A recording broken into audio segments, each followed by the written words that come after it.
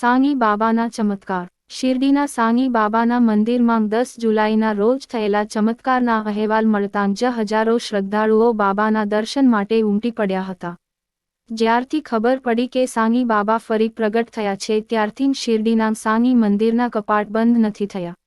આજે અમે તમને સાંઈ બાબાના એવા ચમત્કારોની વાત કરવા જઈ રહ્યા છીએ જેને જોનારાઓને તેમની આંખો પર વિશ્વાસ નહોતો આવતો। એકવાર દિવાળીના દિવસે દુકાનદારે દીવા પ્રગટાવવા માટે સાંઈ બાબાને તેલ નહોતું આપ્યું। સાંઈ બાબા સ્માઇલ આપીને ત્યાંથી ચાલ્યા ગયા। ત્યારે સાંઈ બાબાએ પાણીથી દીવા પ્રગટાવ્યા હતા। એ દીપક એવી રીતે સળગી રહ્યા હતા જાણે કે તેને તેલ કે ઘીથી પ્રગટાવ્યા હોય।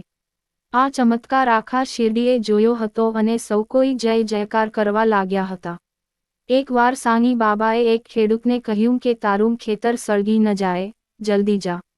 આ સાંભળીને તે દોડીને ખેતરે ગયો તો નાનો એવો તણખો એને દેખાયો, જે પવનના કારણે જ્વાળા બનીને ખેતરને સળગાવવાની તૈયારીમાં હતો।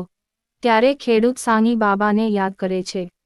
સાંઈ બાબા એના દિલની પ્રાર્થના સાંભળીને પાણી લઈને આવે છે અને ખેતરને બચાવી લે છે। એકવાર 3 વર્ષની ગરીબ છોકરી કૂવામાં ડૂબવા લાગી હતી। ગામના લોકો દોડતાં દોડતાં કૂવા તરફ આવે છે અને ચમત્કાર થતાં જુએ છે। જે છોકરી કૂવામાં ડૂબી રહી હતી તે ચમત્કારિક રીતે બહાર નીકળી આવે છે। તે માત્ર એક જ શબ્દ કહેવા લાગી હતી કે તે સાંઈ બાબાની બહેન છે। આ ચમત્કાર જોઈને સૌ કોઈ જય જયકાર કરવા લાગ્યા હતા।